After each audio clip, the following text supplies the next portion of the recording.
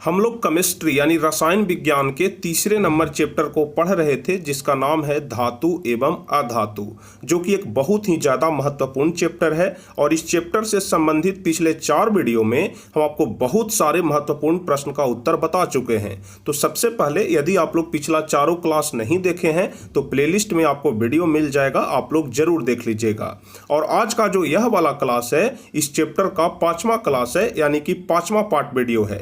और आज के इस वीडियो में हम आपको बहुत सारे महत्वपूर्ण प्रश्न का उत्तर बताएंगे जो आपके बोर्ड परीक्षा के लिए बहुत ही ज्यादा महत्वपूर्ण होगा।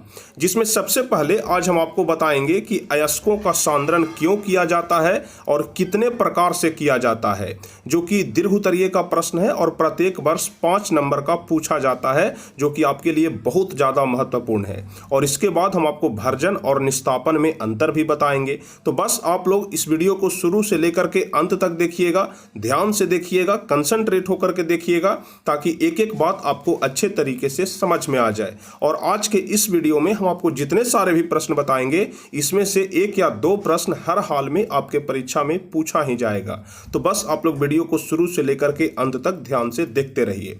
तो चलिए बिना समय गवाए हम लोग शुरू करते हैं। लेकिन इसके पहले यदि आप लोग चैनल पर नए हैं तो चैनल को जरूर सब्सक्राइब कर लीजिएगा, ताकि आगे के भी हर एक वीडियो का नोटिफिकेशन आपको मिल सके। तो चलिए सबसे पहले हम लोग समझते हैं कि अयस्कों का सांद्रण क्यों किया जाता है और कितने प्रकार से किया जाता है। अयस्क कहने का मतलब हम आपको पिछले क्लास में ही बता दिए थे कि वो वैसा खनिज जिनसे धातुएं आसानी से तथा कम खर्चे में प्राप्त किया जा सके। जैसे आप लोग जानते हैं कि हमारे पृथ्वी के अंदर से, हमारे पृथ्वी के भू प्रॉपर्टी से बहुत सारे खनिज निकाले जाते हैं, लेकिन बहुत सारे खनिज में से कुछ खनिज ऐसे होते हैं जिनको आसानी से प्राप्त किया जाता है और कम खर्चे में प्राप्त किया जाता है। तो जो भी खनिज आसानी से प्राप्त हो जाता है या फिर कम खर्चे में प्राप्त हो जाता है, इसी को हम लोग अयस्क बोलते हैं। तो अयस्क कहने का मतलब तो आप लोग समझ गए। अब सांद्रण कहने का क्या मतलब होता है, आप लोग ध्यान से समझिए। सांद्रण कहने का मतलब होता है अयस्कों में से अशुद्धि को दूर करना। जैसे हमारे पृथ्वी के अंदर से कोई भी खनिज निकल रहा है, कोई भी अयस्क निकल रहा है, तो उसमें बहुत सारा अशुद्धि होगा। जैसे उसमें मिट्टी मिला होगा, बालू मिला होगा, रेत मिला होगा, कंकड़ मिला होगा, या फिर बहुत सारे और भी ज्यादा अशुद्धि पदार्थ होंगे। तो इन्हीं सभी चीजों को अयस्कों से दूर निकालना, यानी कि अयस्कों से बाहर निकालना, साफ साफ शब्दों में कहें तो अयस्कों को शुद्ध करना ही क्या कहलाता है, सांद्रण कहलाता है। तो चलिए हम लोग समझते हैं कि अयस्कों का सांद्रण क्यों किया जाता है और कितने प्रकार से किया जाता है। तो बस आप लोग ध्यान से समझिएगा। कह रहा है कि अयस्क में उपस्थित अशुद्धियों को दूर करने के लिए अयस्कों का सांद्रण किया जाता है। यानी कि अयस्क में जितने सारे भी अशुद्धि मौजूद होते हैं, उन अशुद्धियों को दूर करने के लिए ही अयस्कों का सांद्रण किया जाता है। अब कितने प्रकार से अयस्कों का सांद्रण किया जाता है, इसके बारे में आप लोग समझिए। तो कह रहा है कि अयस्कों का सांद्रण निम्नलिखित प्रकार से किया जाता है, जिसमें पहला है हाथ से चूनकर। अयस्कों के सांद्रण की सबसे पहली विधि कौन सी है, तो हाथ से चूनकर। कह रहा है कि वैसे अशुद्धि जो आकार में बड़े होते हैं उनके लिए यह विधि प्रयोग में लाई जाती है। जैसे पृथ्वी के अंदर से अयस्क निकलता है, उसमें बड़े बड़े पत्थर हैं, बड़े बड़े कंकड़ हैं, तो उसे हाथ से चून करके ही बाहर निकाल लिया जाता है। जैसे आमतौर पर आप लोग एक घरेलू उदाहरण जानते होंगे, आप सभी लोगों के घर में चावल बनता होगा, तो चावल बनने के पहले उसको चुना जाता है। उसमें कंकड़ पत्थर होते हैं, उसको चून करके बाहर निकाल लिया जाता है। तो कंकड़ पत्थर को हाथ से क्यों चुनते हैं, क्योंकि कंकड़ पत्थर का आकार चावल के आकार से बड़ा होता है, इसलिए उसे चून करके बाहर निकाल लिया जाता है। तो अयस्कों के साथ भी कुछ ऐसा ही होता है कि जो भी अशुद्धि बड़े आकार के होते हैं उसे हाथ से चून करके बाहर निकाल लिया जाता है। तो अयस्कों के सांद्रण की सबसे पहली विधि कौन सी हो गई, कि हाथ से चून कर, ध्यान रखिएगा। उसके बाद दूसरा होता है चलनी से चाल कर। ध्यान रखिएगा, दूसरा विधि कौन सा है, चलनी से चाल कर। आप लोग घरेलू एग्जाम्पल से समझिए, आपको बिल्कुल समझ में आएगा। जैसे आप लोग के घर में चावल बनता है, पहले हाथ से चुन लेते हैं, लेकिन हाथ से चुनने के बाद भी कुछ अशुद्धि उसमें रह जाता है, तो उसको हम लोग चलनी से चाल लेते हैं। ठीक है, उसी प्रकार से अयस्कों के साथ भी होता है। आप लोग चावल को कुछ देर के लिए अयस्क मान लीजिए। ठीक है, चावल को कुछ देर के लिए आप लोग अयस्क मान लीजिए, तो आपको ज्यादा समझ में आएगा। तो सबसे पहला पहला विधि हो गया हाथ से चुनकर और दूसरा विधि हो गया चलनी से चालकर। यानी कि बहुत छोटे छोटे अशुद्धि जिन्हें हाथ से चुनना संभव नहीं है उसे चलनी से चाल लिया जाता है। यानी कि बड़े आकार के अशुद्धि को तो हाथ से चुन लिया जाता है, लेकिन जो छोटे आकार के अशुद्धि होते हैं उसे चलनी से चाल करके बाहर निकाल दिया जाता है, यानी कि अयस्क से बाहर कर दिया जाता है। तो दो विधि आप लोग जान गए। उसके बाद तीसरा होता है ओसाई के द्वारा। आप लोग जब गांव में रहते हैं तो वहां देखते हैं कि जब अनाज होता है तो उसका ओसाई किया जाता है। जब तेज हवा चलता है तो उसके सामने उसका ओसाई कर दिया जाता है, जिससे भूसा जो होता है वह बाहर उड़ जाता है और जो अनाज होता है वहीं पर गिर जाता है। तो उसी प्रकार से अयस्कों के साथ भी किया जाता है कि इस विधि में अयस्क भारी और अशुद्धि हल्का होता है। यानी कि जब अयस्क में कोई हल्का अशुद्धि मिला हुआ है तो उसे ओसा दिया जाता है। ओसाने से क्या होता है, अशुद्धि जो है वह हवा में उड़ जाता है और जो भारी मात्रा में अयस्क है वहीं पर नीचे बैठ जाता है और जमा हो जाता है। तो इस विधि के द्वारा भी अयस्कों का सांद्रण किया जाता है। तो तीन विधि हम आपको बताए। सबसे पहला बताए हाथ से चुनकर, दूसरा बताए चलनी से चालकर और तीसरा विधि बताए ओसाई के द्वारा। अब इसके बाद अगला विधि है गुरुत्व पृथक्करण विधि, जिसे कि हम लोग द्रव चालित विधि भी कहते हैं। चलिए इसके बारे में समझते हैं। यहां से थोड़ा सा आपको ध्यान रखना है। ऊपर वाला तीन तो बहुत ज्यादा आसान था, आप लोग एक नजर में ही याद कर लेंगे, लेकिन यहां के बाद से जितने सारे भी विधि हैं, दो तीन विधि बचा हुआ है, इसको आप लोग थोड़ा ध्यान से समझेंगे। कह रहा है कि इस विधि में अयस्क का महीन चूर्ण करके ढालू स्थान पर रखा जाता है। यानी कि जो अयस्क होता है उसको बारीक पीस दिया जाता है, यानी कि उसका महीन चूर्ण बना दिया जाता है और उसके बाद उसे ढालू स्थान पर रख दिया जाता है। इसके बाद ऊपर से जल का प्रवाह कराया जाता है, जिससे अयस्क और अशुद्धियां अलग हो जाती है। ध्यान से आप लोग समझिएगा, यह विधि है द्रव चालित विधि। इसको क्या बोलते हैं, द्रव चालित विधि। इसमें क्या किया जाता है, देखिए हम आपको फिगर के माध्यम से समझाते हैं। जैसे इस प्रकार का कोई ढलाऊ स्थान है, ठीक है, इस प्रकार का कोई ढलाऊ स्थान है। यहां पर क्या करता है कि अयस्क को रख देता है छोटे छोटे महीन महीन चूर्ण बना करके, और उसके बाद इसके ऊपर से पानी गिराता है। ठीक है, इसके ऊपर से क्या करता है, पानी गिराता है। तो यह ढलाऊ जो स्थान है, इससे अशुद्धि नीचे की तरफ ढलकते हुए बाहर चला आता है और जो अयस्क होता है वह भारी होता है, यहीं पर बैठा रह जाता है। तो इस विधि के द्वारा भी अयस्कों का सांद्रण किया जाता है। इससे हम लोग बोलते हैं गुरुत्व पृथक्करण विधि या फिर द्रव चालित विधि। इसको आप लोग जरूर ध्यान रखिएगा। इसके बाद अगला होता है चुंबकीय पृथक्करण विधि। चुंबकीय पृथक्करण विधि आप लोग बचपन में जरूर किए होंगे। जैसे एक चुंबक ले लेते हैं और बालू में जाकर के ऐसे ऐसे रगड़ते रहते हैं, उससे क्या होता है कि बालू में जितने सारे भी छोटे छोटे लोहा का बुरादा होता है वो चुंबक में आकर के सट जाता है और बालू अलग हो जाता है। तो इसी विधि का प्रयोग करके अयस्कों का भी सांद्रण किया जाता है। अब कैसे किया जाता है इसको आप लोग ध्यान से समझिए। कह रहा है कि इस विधि में अयस्क का महीन चूर्ण करके अयस्क को हॉपर में रख देते हैं। यानी कि इस विधि में जो अयस्क होता है उसको महीन चूर्ण कर देते हैं और हॉपर में रख देते हैं, और जब मोटर की सहायता से बेल्ट घूमता है तो बिना चुंबकीय गुण वाला पदार्थ आगे गिर जाता है और चुंबकीय गुण वाला पदार्थ पीछे गिरता है। यानी कि पीछे की तरफ एक चुंबक लगा हुआ रहता है, तो जो चुंबकीय पदार्थ होता है उसको चुंबक अपनी ओर खींच लेता है, और जो चुंबकीय पदार्थ नहीं होता है यानी कि जो अशुद्धि होता है वह आगे जाकर के गिर जाता है। तो इस प्रकार से अयस्क और अशुद्धि को अलग कर लिया जाता है। तो यहां पर हम आपको पांचवा विधि बताए, चुंबकीय पृथक्करण विधि। आप लोग बचपन में जरूर एक्सपेरिमेंट किए होंगे। एक चुंबक ले लेते होंगे, उसे धागा से बांध देते होंगे और बालू में जाकर रगड़ते होंगे या फिर रोड पर घसीटते होंगे, तो उसमें जितना भी कंकड़ पत्थर होता है वह नहीं सटता है, लेकिन लोहा का कील वगैरह होता है वह चुंबक में सट जाता है। तो इस प्रकार से भी अयस्कों का सांद्रण किया जाता है। उसके बाद अगला होता है फेन पल्लवन विधि, और यह वाला विधि जो है वह आपके परीक्षा के लिए सबसे ज्यादा महत्वपूर्ण है। फेन पल्लवन विधि, इसको आप लोग ध्यान रखिएगा। और इस विधि में ताड़पीन के तेल का उपयोग किया जाता है। कैसे ताड़पीन के तेल का उपयोग किया जाता है आप लोग ध्यान से समझिए। जैसे कभी कभी आप लोग डॉक्टर के पास जाते होंगे और डॉक्टर के पास जब कान साफ करवाने के लिए जाते हैं, जब कान में ज्यादा गंदगी हो जाता है उसे साफ करवाने के लिए जाते हैं, तो डॉक्टर क्या करता है कि कान में ताड़पीन का तेल डालता है और उसमें जब पानी मिलाकर के जोर से फुहारा मारता है तो झाग उत्पन्न होता है, और उस झाग के द्वारा क्या होता है कि कान के जितने सारे भी गंदगी होते जानते हैं झाग के साथ ऊपर चला आता है। तो कुछ इसी प्रकार का विधि इस्तेमाल किया जाता है अयस्कों के सांद्रण में भी, जिसको हम लोग बोलते हैं फेन पल्लवन विधि। अब चलिए इसका पूरा प्रोसेस क्या है इसके बारे में हम आपको समझाते हैं। कह रहा है कि इस विधि में अयस्क का महीन चूर्ण करके एक बर्तन में डाल दिया जाता है और ताड़पिन मिश्रित जल में जब वायु का झोंका प्रवाहित कराया जाता है तो अयस्क हल्का होने के कारण फेन के साथ ऊपर चला जाता है। जैसे आप लोग यहाँ पर इस चित्र के माध्यम से समझिए तो आपको ज्यादा समझ में आएगा। यहाँ पर एक बर्तन ले लिया गया है और इस बर्तन के अंदर ताड़पिन का तेल और जल का मिश्रण रखा हुआ है। ध्यान से देखिए, इस बर्तन के अंदर ताड़पिन का तेल और जल का मिश्रण रखा हुआ है और इसमें अयस्कों का बारीक चूर्ण करके इसमें डाल दिया जाता है और इसके बाद ऊपर से एक इसमें पाइप डाला जाता है और पाइप के द्वारा बहुत तेज हवा का झोंका इसमें प्रवाहित किया जाता है। अब हवा का झोंका इसलिए दिया जाता है ताकि इसमें ज्यादा फेन उत्पन्न हो जाए, यानी कि ज्यादा झाग उत्पन्न हो जाए। और ज्यादा झाग उत्पन्न होने से क्या होता है कि जो अयस्क होता है वह तो महीन महीन चूर्ण है, यानी कि वह फेन के साथ ऊपर बाहर आ जाता है और जो अशुद्धि होता है वह नीचे तलहट्टी में जाकर के बैठ जाता है। तो इस प्रकार से फेन पल्लवन विधि के द्वारा अयस्कों का सांद्रण किया जाता है।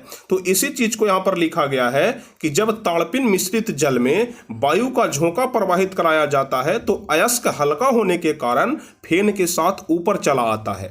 आप लोग जानते हैं कि जब महीन महीन चूर्ण कर देंगे अयस्कों का तो वह हल्का हो जाएगा और जब हल्का हो जाएगा तो वह फेन के साथ ऊपर चला आता है और अशुद्धियां नीचे तलहट्टी में जाकर के बैठ जाती है और यह विधि सल्फाइड अयस्क के लिए प्रयोग में लाई जाती है। ठीक है, आप लोग ध्यान रखिएगा, यह विधि किसके लिए प्रयोग में लाई जाती है तो सल्फाइड अयस्क के लिए। तो कुल मिलाकर के 6 विधि हम आपको बताए, कुल मिलाकर के अयस्कों के सांद्रण का 6 विधि बताए, जिसमें 3 विधि तो सबसे ज्यादा आसान है। जिसमें सबसे पहला हम आपको क्या बताए, हाथ से चून करके। ध्यान से आप लोग समझिए, एक बार फिर से हम रिवाइज कर रहे हैं। सबसे पहला बताए हाथ से चून करके, दूसरा बताए चलनी से चाल करके, क्योंकि हाथ से चूनने के बाद जो बड़े बड़े कण होते हैं वह चुना जाते हैं, लेकिन जो छोटे कण होते हैं उसे चलनी से चाल लेते हैं। अब उससे भी ज्यादा जो छोटा कण है उसको ओसाई के द्वारा बाहर निकाल लिया जाता है। ओसाई करने से क्या होता है, जो हल्का पदार्थ होता है, जो हल्का अशुद्धि होता है वह हवा में उड़ जाता है और जो भारी अयस्क होता है वहीं पर नीचे गिर करके जमा हो जाता है। तो 3 प्रकार के हम आपको बताए जो कि बहुत ज्यादा आसान है। और उसके बाद चौथा हम आपको बताए गुरुत्व पृथक्करण विधि। इसमें हम आपको बताए कि एक ढालू स्थान पर अयस्क को रखा जाता है महीन महीन चूर्ण बना करके, और जब उसके ऊपर से पानी दिया जाता है तो अशुद्धि नीचे चला जाता है और अयस्क वहीं पे जमा हो जाता है। तो चौथा बताए गुरुत्व पृथक्करण विधि, जिसे द्रव चालित विधि भी बोलते हैं। उसके बाद 5वां बताए चुंबकीय पृथक्करण विधि। ध्यान रखिएगा, 5वां हम आपको बताए चुंबकीय पृथक्करण विधि, जिसमें क्या होता है कि चुंबक की सहायता से अशुद्धि को और अयस्क को अलग किया जाता है।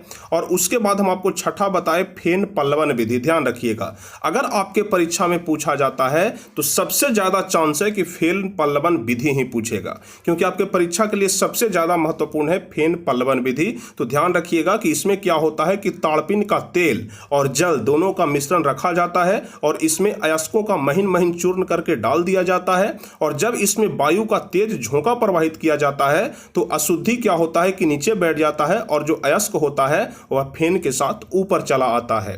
तो उम्मीद करते हैं कि अयस्कों का सांद्रण किस प्रकार से किया जाता है आप लोग भली भांति समझ गए होंगे। इसमें किसी प्रकार का कोई डाउट नहीं होगा। यदि आपके परीक्षा में पूछेगा तो आप लोग जरूर बना लीजिएगा। अब चलिए अगला प्रश्न हम आपको बताते हैं कि मरकरी धातु की प्राप्ति कैसे की जाती है, जिसको हिंदी में पारा बोलते हैं, यानी कि खनिजों के द्वारा। आप लोग जानते हैं कि नीचे से किसी भी धातु को हम लोग धरती के अंदर से निकालते हैं, तो यहाँ पर अलग अलग करके पूछ रहा है कि मरकरी धातु की प्राप्ति कैसे की जाती है। इसके बाद हम आपको बताएंगे तांबा की प्राप्ति कैसे की जाती है, लोहा की प्राप्ति कैसे की जाती है, सोडियम की प्राप्ति कैसे की जाती है। हर एक अयस्क के बारे में अलग अलग हम आपको बताएंगे, क्योंकि परीक्षा में अलग अलग करके पूछता है। लघु उत्तरीय में आपसे पूछ देगा कि मरकरी धातु की प्राप्ति कैसे की जाती है बताइए, तांबा की प्राप्ति कैसे की जाती है बताइए। तो आपको इस प्रकार से प्रश्न पूछा जाता है, तो जाहिर सी बात है कि जब इस प्रकार से प्रश्न पूछा जाता है तो हम आपको इस प्रकार के प्रश्न भी बताएं। तो आप लोग बस ध्यान से समझिए, एक एक प्रश्न का उत्तर हम आपको बताएंगे। तो चलिए, कह रहा है कि मरकरी धातु की प्राप्ति कैसे की जाती है। बहुत ज्यादा आसान है, आप लोग बस ध्यान से समझिए। कह रहा है कि मरकरी धातु की प्राप्ति सीने बार अयस्क से की जाती है। सीने बार अयस्क, ध्यान से आप लोग समझिएगा। तो सीने बार अयस्क से ही मरकरी धातु की प्राप्ति की जाती है। सीने बार अयस्क को सिर्फ गर्म करने से ही मरकरी धातु की प्राप्ति हो जाती है।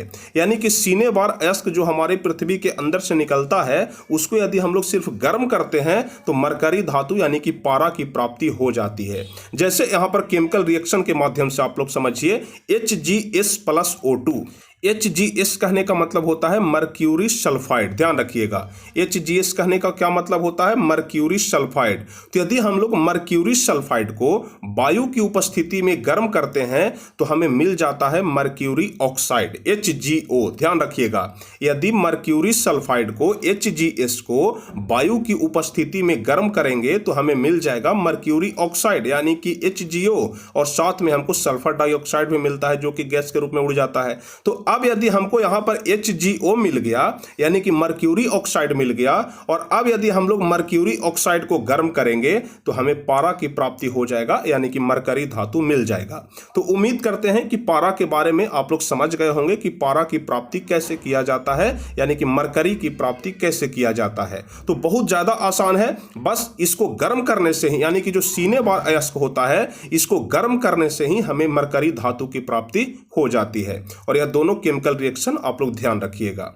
अब चलिए आगे हम आपको बताते हैं कि तांबा धातु की प्राप्ति कैसे की जाती है। तो तांबा का भी कुछ इसी प्रकार का फॉर्मूला है कि यदि हम लोग कॉपर ग्लांस को गर्म करते हैं तो हमें तांबा की प्राप्ति हो जाती है। देखिए यहां पर लिखा हुआ है कि तांबा धातु की प्राप्ति कॉपर ग्लांस से की जाती है। इन्हें सिर्फ गर्म करने से ही तांबा धातु की प्राप्ति हो जाती है। जैसे Cu2S, Cu2S कहने का मतलब कॉपर सल्फाइड होता है। तो यदि कॉपर सल्फाइड को वायु की उपस्थिति में हम लोग गर्म करेंगे तो हमें मिल जाएगा कॉपर ऑक्साइड। हम आपको बताए थे कि किसी भी धातु को वायु की उपस्थिति में यानी कि ऑक्सीजन की उपस्थिति में गर्म करते हैं तो उसका ऑक्साइड मिलता है। तो यहां पर कौन सा अयस्क है, तो यहां पर अयस्क है कॉपर सल्फाइड Cu2S, और Cu2S को यदि हम लोग वायु की उपस्थिति में गर्म कर रहे हैं तो कॉपर ऑक्साइड मिल रहा है और साथ में सल्फर डाइऑक्साइड मिल रहा है। तो सल्फर डाइऑक्साइड से तो हमारा कोई लेना देना नहीं है, हमको लेना देना है किससे, कॉपर ऑक्साइड से। अब यदि हम लोग कॉपर ऑक्साइड को गर्म करते हैं तो हमें कॉपर धातु की प्राप्ति हो जाती है। तो कुछ इस प्रकार से तांबा धातु की प्राप्ति की जाती है। दोनों में हम आपको एक ही फॉर्मूला बताए, जैसे पारा की प्राप्ति करना हो या फिर तांबा की प्राप्ति करना हो, यदि हम लोग सिर्फ वायु की उपस्थिति में गर्म करेंगे तो हमें तांबा की प्राप्ति हो जाएगा और पारा की प्राप्ति हो जाएगा। तो उम्मीद करते हैं कि यहां तक भर में किसी प्रकार का कोई दिक्कत नहीं होगा। अब जो हम आपको प्रश्न बताने जा रहे हैं यह आपके परीक्षा के लिए मोस्ट VVI क्वेश्चन है, यानी कि बहुत ही ज्यादा इंपॉर्टेंट क्वेश्चन है। हर हाल में आपके परीक्षा में पूछेगा कि भर्जन या जारन किसे कहते हैं, भर्जन या जारन किसे कहते हैं। आप लोग ध्यान से समझिए। कह रहा है कि सल्फाइड अयस्क को वायु की उपस्थिति में अधिक ताप पर गर्म करने से यह ऑक्साइड अयस्क में बदल जाता है। ध्यान से आप लोग समझिए। कह रहा है कि सल्फाइड अयस्क को, चाहे कोई भी सल्फाइड हो, जैसे जिंक सल्फाइड ले लिए, लेड सल्फाइड ले लिए, चाहे कोई भी सल्फाइड हो, यदि हम लोग उसे वायु की उपस्थिति में अधिक ताप पर गर्म करेंगे तो यह ऑक्साइड में बदल जाएगा। जैसे आप लोग यहां पर ध्यान से समझिए, जैसे हम एक सल्फाइड ले लिए जिंक सल्फाइड, और यदि हम लोग जिंक सल्फाइड को वायु की उपस्थिति में बहुत तेज गर्म करेंगे तो हमें क्या मिल जाएगा, जिंक ऑक्साइड मिल जाएगा। यदि हम लोग लेड सल्फाइड को गर्म करेंगे तो लेड ऑक्साइड मिल जाएगा। तो इसी चीज को बोल रहा है कि सल्फाइड अयस्क को वायु की उपस्थिति में अधिक ताप पर गर्म करने से यह ऑक्साइड अयस्क में बदल जाता है और वाष्पशील अशुद्धियां बाहर हो जाती है। इस क्रिया को ही भर्जन या फिर जारन कहते हैं। उम्मीद करते हैं कि आप लोग समझ गए होंगे। अभी यहां केमिकल रिएक्शन के माध्यम से भी हम आपको समझाएंगे तो आपको ज्यादा अच्छे तरीके से समझ में आ जाएगा। यहां पर आप लोग केमिकल रिएक्शन के माध्यम से समझिए तो आपको ज्यादा समझ में आएगा। हम आपको क्या बताएं कि सल्फाइड अयस्क अयस्क को वायु की उपस्थिति में गर्म करेंगे। तो यहाँ पर हम लोग जिंक सल्फाइड ले लिए, ZnS, जिसको जिंक ब्लेड भी बोलते हैं, आप लोग ध्यान रखिएगा।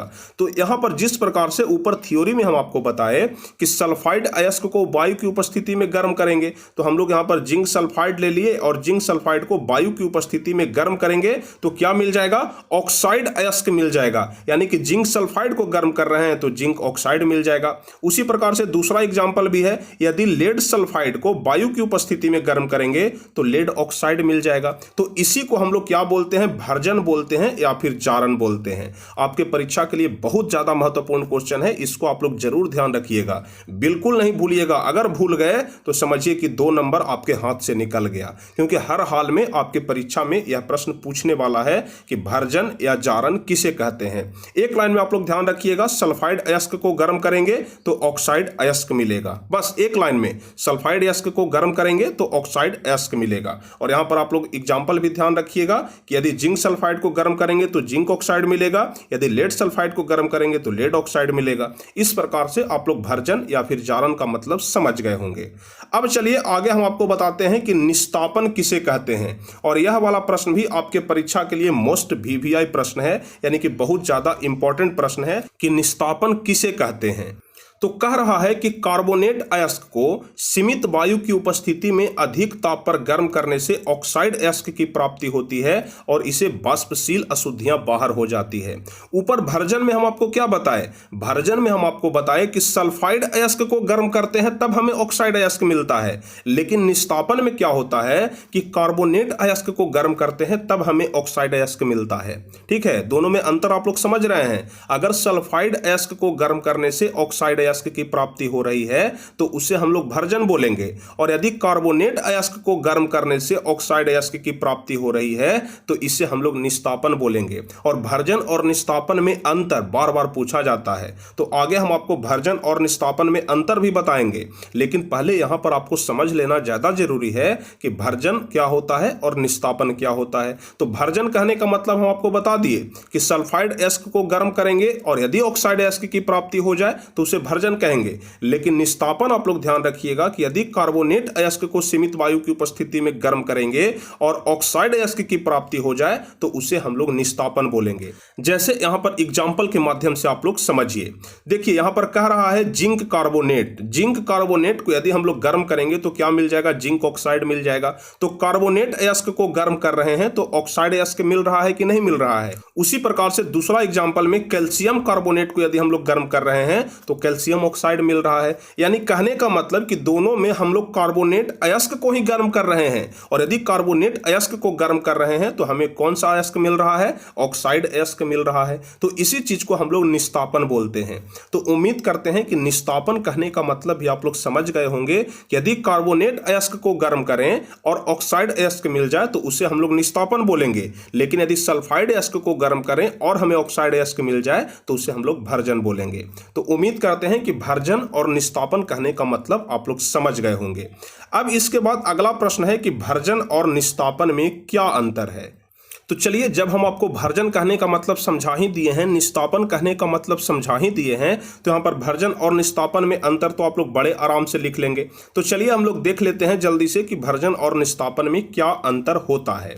देखिए, कह रहा है कि इसमें अयस्क को वायु की उपस्थिति में गर्म किया जाता है, लेकिन इसमें वायु की सीमित मात्रा में अयस्क को गर्म किया जाता है। ध्यान रखिएगा, भर्जन में क्या होता है कि वायु की उपस्थिति में गर्म किया जाता है, इसमें वायु के बारे में नहीं सोचा जाता है कि वायु कितना है, लेकिन निस्तापन में वायु की सीमित मात्रा में अयस्क को गर्म किया जाता है। जैसा कि यहां पर हम आपको बताए कि वायु की सीमित मात्रा में, देखिए कार्बोनेट अयस्क को सीमित वायु की उपस्थिति में, ऊपर में ही परिभाषा में हम आपको बता दिए हैं कि निस्तापन में क्या होता है कि वायु की सीमित मात्रा में अयस्क को गर्म किया जाता है, लेकिन भर्जन में कोई सीमित मात्रा नहीं होता है। तो सबसे पहला अंतर तो यही हो जाएगा कि इसमें अयस्क को वायु की उपस्थिति में गर्म किया जाता है, लेकिन निस्तापन को वायु की सीमित मात्रा में गर्म किया जाता है। पहला अंतर आप लोग समझ गए। अब उसके बाद दूसरा अंतर है कि यह सल्फाइड अयस्क के लिए प्रयोग में लाया जाता है। हम आपको क्या बताएं कि जो भर्जन होता है उसमें सल्फाइड अयस्क को गर्म करते हैं तब हमें ऑक्साइड अयस्क मिलता है, लेकिन निस्तापन में ऑक्साइड अयस्क के लिए प्रयोग में लाया जाता है। तो उम्मीद करते हैं कि दूसरा अंतर भी आप लोग समझ गए होंगे। अब इसके बाद तीसरा अंतर है कि इसमें अयस्क ऑक्सीकृत हो जाते हैं। जैसे ZnS+O2 से क्या बन गया, ZnO+SO2, यानी कि जिंक सल्फाइड को यदि वायु की उपस्थिति में गर्म करेंगे तो जिंक ऑक्साइड मिल गया। लेकिन निस्तापन में क्या होता है कि इसमें अयस्क निर्जलीकृत हो जाती है, जैसे CaCO3 कैल्शियम कार्बोनेट। और यदि कैल्शियम कार्बोनेट को हम लोग गर्म करेंगे वायु की सीमित मात्रा में तो क्या मिल जाएगा, कैल्शियम ऑक्साइड मिल जाएगा। तो कुल मिलाकर के यही 3 अंतर हैं जिसे आप लोगों को ध्यान रखना है। तो सबसे पहला अंतर में हम आपको बताया कि इसमें अयस्क को वायु की उपस्थिति में गर्म किया जाता है, लेकिन निस्तापन में वायु की सीमित मात्रा में अयस्क को गर्म किया जाता है। उसके बाद दूसरा क्या बताए कि यह सल्फाइड अयस्क के लिए प्रयोग में लाया जाता है, लेकिन जो निस्तापन होता है यह ऑक्साइड अयस्क के लिए प्रयोग में लाया जाता है। इसके बाद तीसरा हम आपको बताए कि इसमें अयस्क ऑक्सीकृत हो जाते हैं, जैसे जिंक सल्फाइड को वायु की उपस्थिति में गर्म करेंगे तो जिंक ऑक्साइड मिलेगा। और निस्तापन में क्या होता है कि इसमें अयस्क निर्जलीकृत हो जाता है, जैसे कैल्शियम कार्बोनेट को यदि हम लोग गर्म करेंगे वायु की सीमित मात्रा में तो कैल्शियम ऑक्साइड मिलेगा। तो कुल मिलाकर के यह 3 अंतर ही है जिसे आप लोगों को ध्यान रखना है। तो अब यदि आपके परीक्षा में पूछा जाता है कि भर्जन और निस्तापन में क्या अंतर है तो आप लोग बिल्कुल सही सही लिख लेंगे, और यदि सही सही लिख लेंगे तो 2 नंबर आपके मुट्ठी में हो जाएगा, यानी कि 2 नंबर आपसे कोई छीन नहीं सकता है। तो उम्मीद करते हैं कि भर्जन और निस्तापन कहने का मतलब आप लोग भली भांति समझ गए होंगे। अब चलिए हम आपको आगे एक पॉइंट बताते हैं, इसको आप लोग जरूर ध्यान रखिएगा कि मैग्नीज ऑक्साइड को जब एल्युमिनियम के साथ अभिक्रिया कराते हैं तो मैग्नीज और एल्यूमिना प्राप्त होता है। कभी कभी ऑब्जेक्टिव क्वेश्चन में पूछ देता है या फिर 1 नंबर वाले क्वेश्चन में कि मैग्नीज कैसे प्राप्त होता है और एल्यूमिना कैसे प्राप्त होता है। तो इसके बारे में तो आगे हम आपको विस्तार से अगले क्लास में बताएंगे। जैसे देखिए अगला क्वेश्चन कह रहा है कि मैग्नीज धातु की प्राप्ति कैसे की जाती है, तो अगले क्लास में हम आपको बताएंगे कि मैग्नीज धातु की प्राप्ति कैसे की जाती है। आज के इस क्लास में हम आपको क्या बताएं कि मरकरी की प्राप्ति कैसे होती है, तांबा की प्राप्ति कैसे होती है, लेकिन अगले क्लास में हम आपको मैग्नीज के बारे में बताएंगे कि मैग्नीज की प्राप्ति कैसे होती है, लोहा के बारे में बताएंगे कि लोहा की प्राप्ति कैसे होती है, सोडियम के बारे में बताएंगे कि सोडियम की प्राप्ति कैसे होती है। इसके अलावा अगले क्लास में हम आपको सक्रियता श्रेणी के बारे में भी बताएंगे जो आपके परीक्षा में अधिकांश बार पूछा जाता है। तो अगला क्लास भी जो है आपके लिए बहुत ही ज्यादा महत्वपूर्ण होने वाला है, इंपॉर्टेंट होने वाला है। तो अगला क्लास को भी आप लोग बिल्कुल मिस मत करिएगा, और उम्मीद करते हैं कि अगला 2 क्लास में आपका यह चैप्टर समाप्त हो जाएगा।